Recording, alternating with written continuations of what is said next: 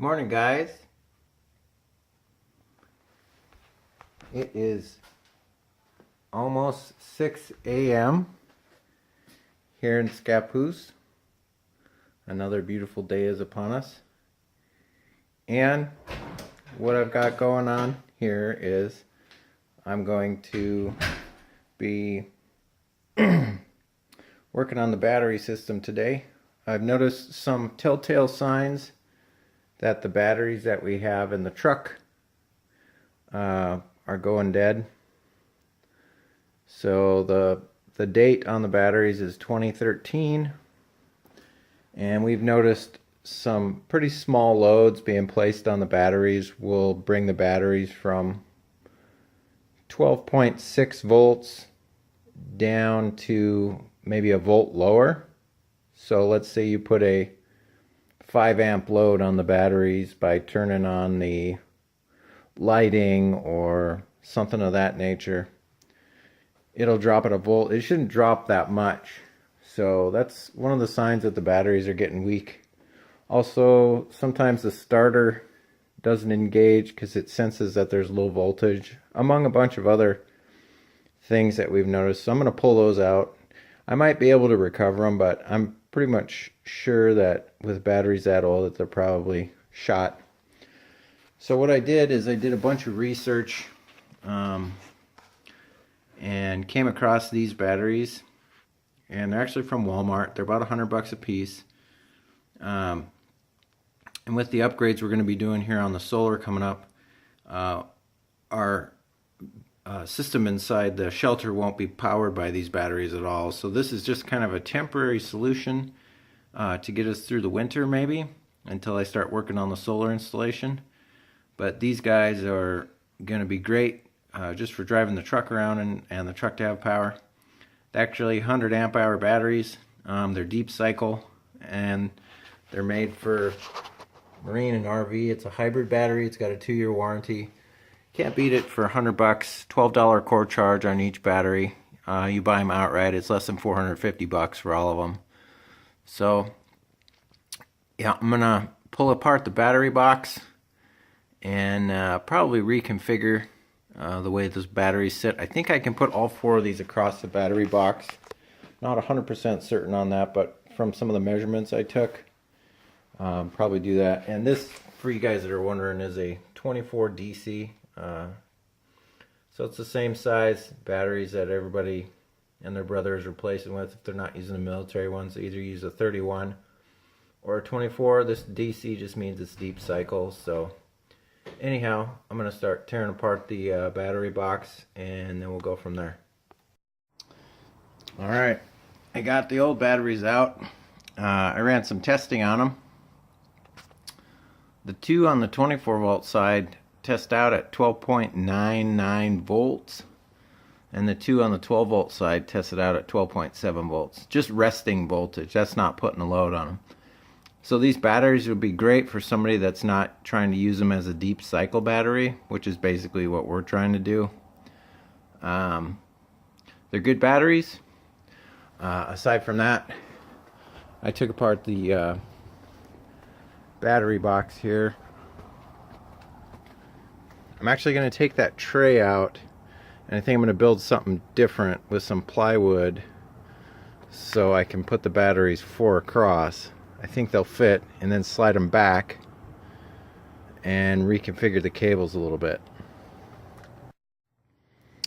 Alright, got the nasty looking tray out.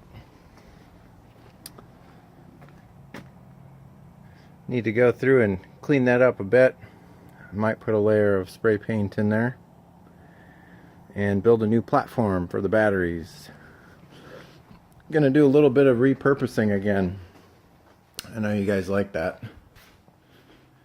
So I'm either gonna use the aluminum that I got out of the shelter, or this piece of plywood that I got out of the shelter. So we'll see. I gotta take some measurements, do a little bit of calculating, and then we'll see what's going to work best. What are the chances that I find a piece of aluminum in my shop that only needs about 1/2 inch cut off each side? Pretty stoked about that. So I got to trim that down and then get that in there and then start doing the mock-up for the batteries. Got my layout marks made. Here's a tip for some of you guys that don't know how to cut sheet aluminum. Here's an easy and cheap way to do it.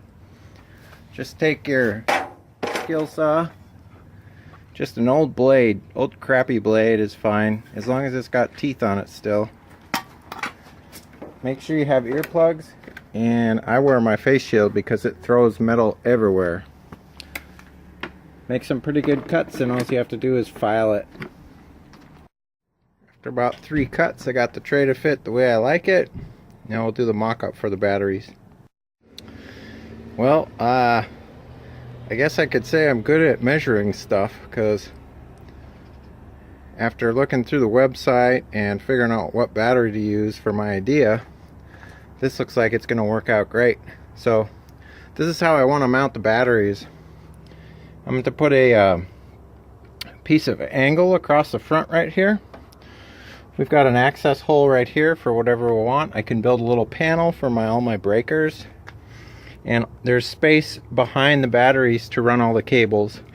And above now too, because I actually dropped the height down about 1.5 inches by taking the stock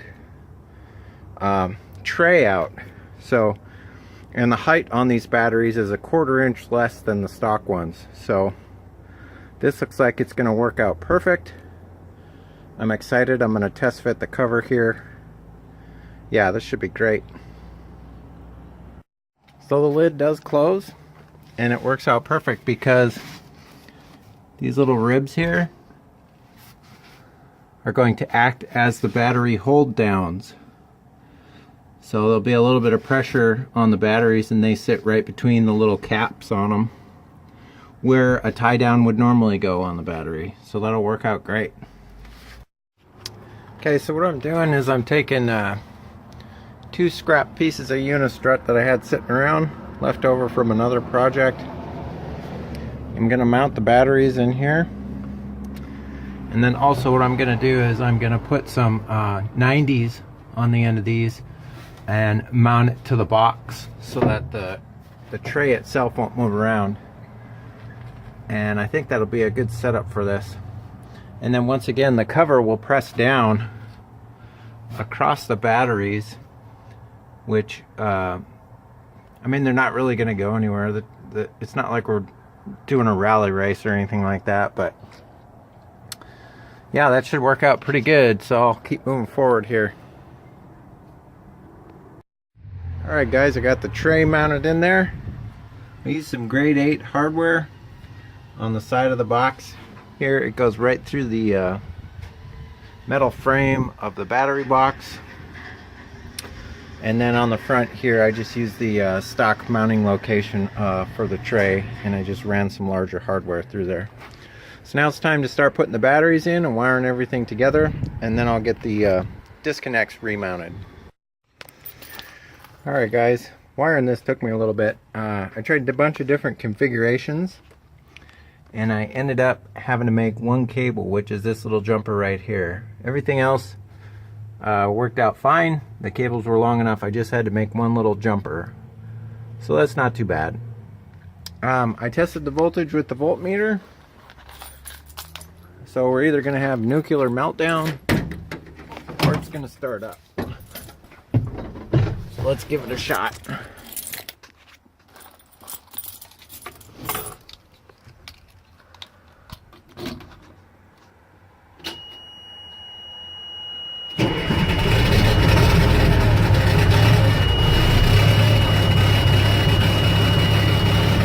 All work.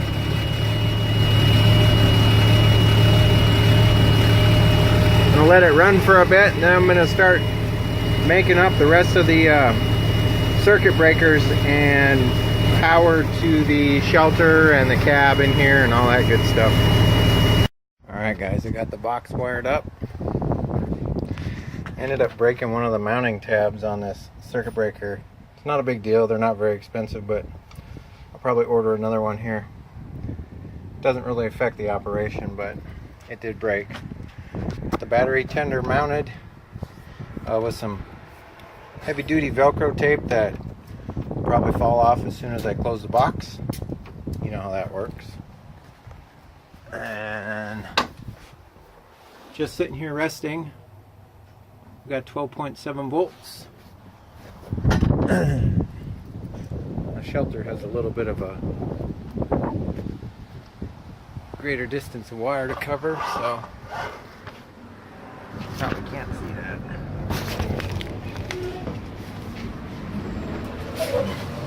Sitting at 12.6. So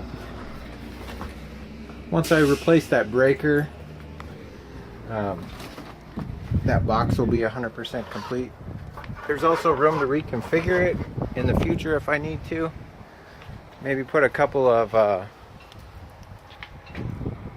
lithium iron phosphate batteries for the solar system. Not sure what I'm going to do there. I'm wondering if a Tesla battery would fit in there. It looks about the right dimensions to get a Tesla battery sitting in there kind of at an angle. That would be awesome if I could fit that in there. Anyhow, I think that's going to be it for me today, guys. I gotta have some lunch, go to the grocery store, and go for a run before this weekend is over. So hope you guys enjoyed this episode. If you did, please hit like, subscribe, share it on your Facebook page, spread it around on social media. I really appreciate it. Thanks to all the new subscribers I've had recently. I really appreciate you guys taking the time to watch my videos. I know I don't edit them very much, but that's part of the history of my channel, just the way it is. So I'll catch you guys later. See ya. Bye-bye.